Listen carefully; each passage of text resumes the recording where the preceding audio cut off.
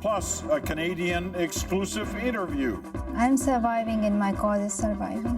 The CBC's Anna Maria Tremonti sits down with Malala Yousafzai, the Pakistani schoolgirl who might just win the Nobel Peace Prize. My goal is peace, my goal is education for every child.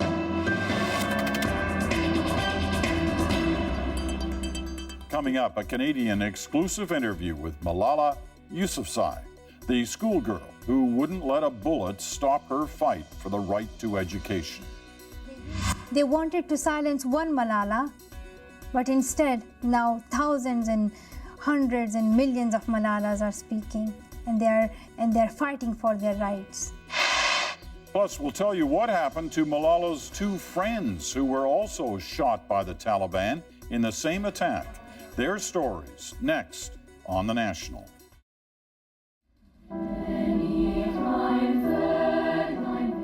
I want to get my education and I want to become a doctor.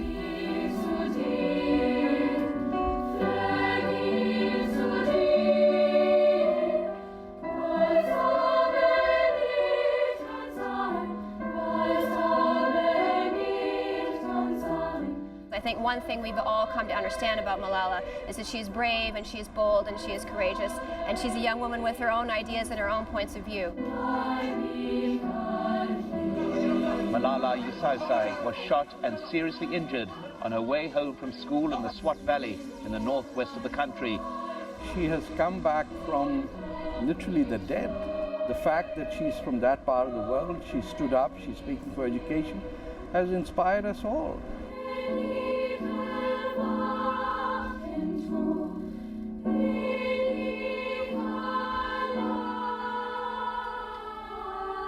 One child, one teacher, one book, and one pen can change the world.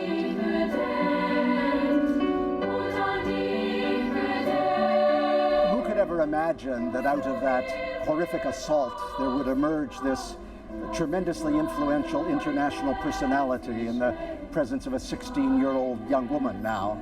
What a remarkable human being with enormous influence everywhere. Malala Yousafzai is probably the most famous student in the world. The Pakistani schoolgirl dreamed of becoming a doctor. Instead, she became a target. She defied the Taliban by insisting on education for girls. A year ago today, the Taliban went after her. Malala was shot point blank while on a school bus. Her slow, steady recovery was watched by the world. Now she's once again waging her campaign for girls' education. She's also just released her memoir, and she gave her only Canadian interview to Anna Maria Tremonti from CBC Radio's The Current. The story of Malala Yousafzai begins here in Pakistan's northern region, the Swat Valley. By 2009, the Taliban is effective in dominating Swat, imposing rigid Sharia law on its people and bombing schools where girls attend. And in the chaos, one Pakistani man and his daughter step forward, demanding that girls have a right to an education. As in this New York Times video, media outlets wrestle with how to tell the story of events in Swat. They find in this young schoolgirl, Malala Yousafzai, an irresistible and compelling voice. They cannot stop me. I will get my education if it is in home, school, or any place. The world's attention is drawn to her, the surprising poise, the intense gaze. Swat Valley! In the months to come, her activism grows, and so too the risks. That fierce character will help Malala face the dangers ahead. Her memoir, I Am Malala, is released today. Hello, Malala. I'm Anna Maria. Pleasure to... We spoke yesterday in New York. When you say, I am Malala, it's not just any statement. It is a fearless answer to a question. Tell us the importance of that answer and that question. On the 9th of October 2012, two Taliban, they were standing on the roadside, and they just stopped the school van, Then one of those boys were talking to the driver in the front seat, and one came at the back, and he asked, "Who is Malala?" He didn't give me time to answer him, and then he shot me. He fired 3 bullets. 1 bullet hit me, and the other 2 bullets hit my friends. And then the school driver took us to the hospital, and those 2 boys ran away. But now I say that I am Malala, and this is not only my story, this is the story of every girl who has suffered from terrorism in Swat. And I'm telling the story of not only one Malala, this is the story of every Malala in Afghanistan as well, because they have also seen terrorism. And none of us thought that a person would come and he would have a gun and he would shoot us. All the girls, they were shocked, and no one could even believe it, that what is happening. The bullet hit me in the left side of my this left eye, and then that 1 bullet went down through my shoulder, and then it came out of here through my left shoulder. So it also cut my facial nerve. That's why the movement of half of my face has been affected by the bullet. It also hit my eardrum, so now I can't hear through my left ear. Also, it affected my jaw. But still, I'm thankful to God that I'm surviving. What was life like in Swat when you were growing up before the Taliban? Tell me what it was like growing up as a girl there. Before the terrorism, before this bad situation, we were living in a paradise, and the tourists used to come to Swat, and Swat was like a paradise for tourists as well. People from all over the world came to Swat, and it was the best place to enjoy your time. So you were growing up. You were a preteen, and you were also reading the Twilight books. Were you reading them in English? Yes, because we started learning English from our nursery. So I read the Twilight, the first book, Twilight, and it was quite interesting. And like reading such books, people think that's not reality, but it's good because sometimes you just go out of that situation of terrorism and you just go to a new world. So it helps your mind just to go somewhere else. You were listening to Justin Bieber. I think everyone was listening to Justin Bieber at that time. His song like Baby and Never Say Never, that kind of songs. We could not dance with English songs, but we were good in Urdu language songs. And how did life change after the Taliban came? Like in the movie, something bad was happening in the movie of our life. The Taliban, the terrorists, we call them, because they are terrorists and they are extremists. They started to misuse the name of Islam for their own personal benefits. They were doing this for their own will. They were not listening to others. They were just abusing the name of Islam. They blasted schools, more than 400 schools only in Swat. And if we look at the province Khyber Pakhtunkhwa, they blasted 1,500 schools. They also flogged women. They flogged men in front of people, in front of a huge crowd. They used to flog people. And they also kill people on small, tiny issues like that man has a short beard. They just killed that man. The worst thing was that they were against the education of girls, and in the month of January 2009 they said that no girl is allowed to go to school. And at that time I said, why shall we be silent? Why don't we speak up for our rights? Why don't we tell the world what is happening in Swat? And I did not want Swat to be a next Afghanistan, because this is what was happening in Afghanistan at that time as well, and it's still happening in Afghanistan. But in Swat we said, let us speak up for our rights. It's incredible to me that you and your classmates would still get up in the morning and hide your books and go to school. What kind of courage does it take to do that when so many other people wouldn't stand up to the Taliban and would stay home? The first thing is that it shows the courage of women, and it shows the courage of girls. We loved education, we loved our books. Before the terrorism, I used to carry a heavy bag to school and I used to learn every day, but I did not know how important education is until we were stopped, because I realized that the terrorists are against education, and especially girls' education, because they are afraid of it. Why are they stopping it? Because simply they are afraid of educated women. They are afraid of the power of knowledge. So at that time, we girls said, we women said that we are not afraid of them. Even they are afraid of us. That's why they are killing us. That's why they are blowing up our schools. This shows a sign. They shot me. They are shooting other girls. They're killing people. It shows a great symbol of the cowardice. Like, it shows us that those terrorists who are killing people do not have the courage. They're not brave at all. They are afraid of the power of women, and it shows that women are courageous. Do you think that if your father was not so outspoken, you would have been so outspoken? Yes, I totally agree, because my father was an example for me, and he's a great father because he says that I did not give you something extra. I did one thing, and he says that I did not cut your wings. I let you fly. You know that we were all mesmerized by you speaking at the UN. I was wondering what was going through your mind as you got up to speak to all of those people and to the people beyond that room. When I stood there, I could see more than millions, more than 4 and 5 and 6 millions of people. I could see the people of Pakistan who are suffering from terrorism. I could see the children of India who are suffering from child labor. I could see the people of Afghanistan who are suffering from the violence of terrorism. I could see the people of Syria and Nigeria. And that is why I said, Malala, speak up for their rights and for your rights. And speak up that education is the only solution for it. I have something I want to show you. You have 2 girlfriends who were with you that day. Oh, yes. They were injured, and we went to see them, and they sent a message to you. Shall I hold it? Yes, you may. हाय मलाला, कैसे आप जो अपनी सिलसिला जारी रखते हो, हम सब आपके साथ हैं और शाजिया भी और मैं भी, हम दोनों आपके साथ हैं। हम सब पाकिस्तान की लड़कियां आपके साथ हैं। आप ये ना समझे कि मैं अकेली हूँ। हम सब पाकिस्तान की लड़कियां आपके साथ हैं और आप जो सिलसिला जारी रखना चाहती हैं, इंशाल्लाह हम भी आपके लिए दुआ करेंगे कि वो आप इसी तरह से जारी रखें।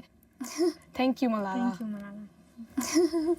Oh, thank you. Oh, well, I'm glad you got to see them. I didn't know.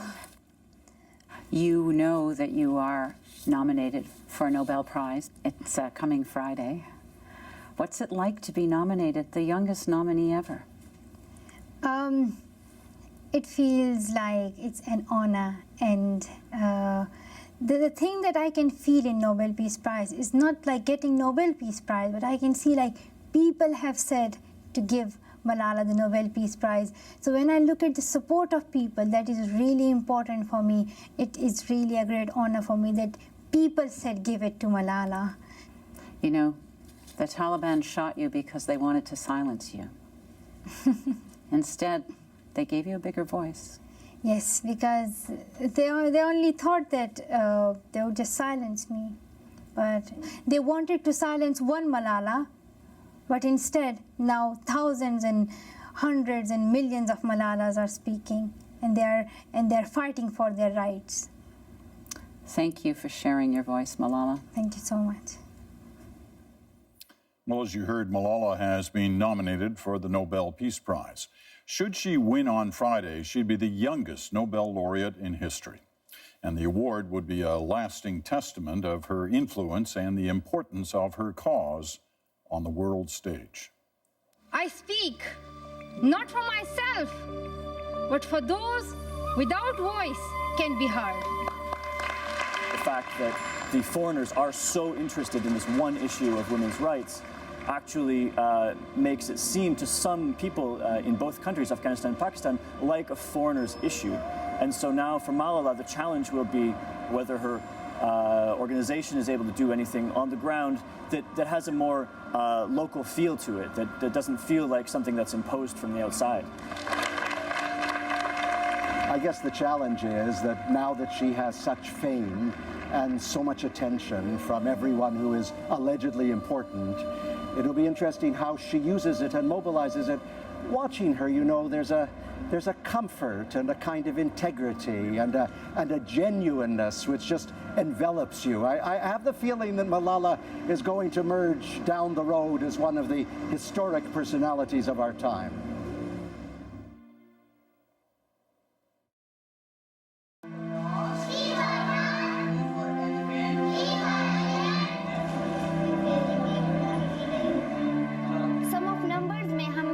It's hard for any of us who have grown up with equality as second nature, literally as part of our skin.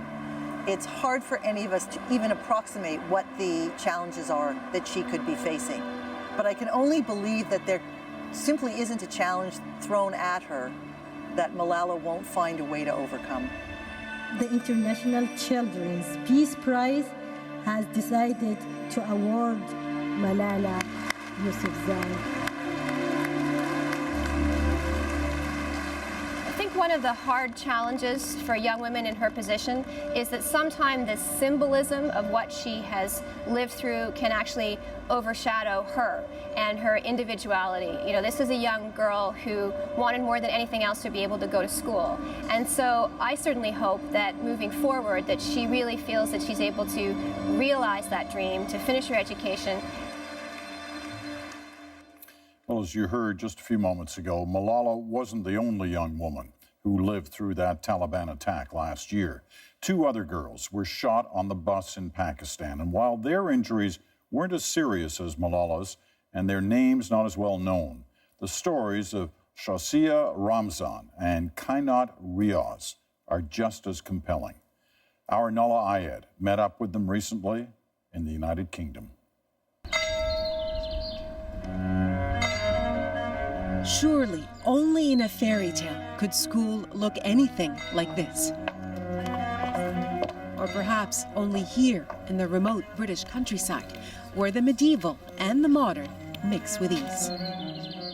For most, it's still out of reach. But for 2 girls from Swat Valley, Pakistan, it's a dream come true by way of a nightmare. Sometimes I realize his dream is not real. Like, I'm coming UK and continue my study. I was a common girl from Swat Valley. I've come so far. My parents could not afford it, so it's a big day for me. The same nightmare that disrupted Malala's life a year ago also upended theirs. Shazia and Kainat rode the same school bus, shot by the same Taliban's gun. Bullets pierced through Shazia's hand and shoulder.